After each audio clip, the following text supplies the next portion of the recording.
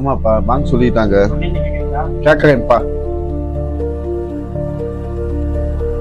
அங்க 10 நிமிஷம் ரெஸ்ட் கொடுங்க, தொழுக போயிட்டு வரோம்.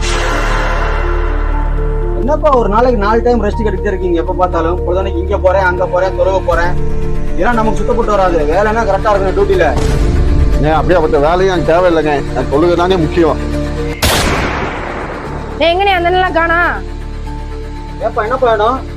அவங்க வேலை விட்டு நின்ட்டாங்கப்பா, உனக்கு என்ன வாங்கிக்கப்பா. சரி சரி வேணே.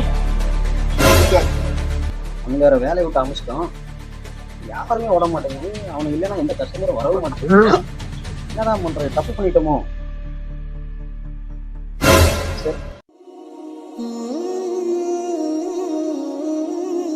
ஹலோ செக்யூரிட்டி, என் மேல தப்பு இருக்கு.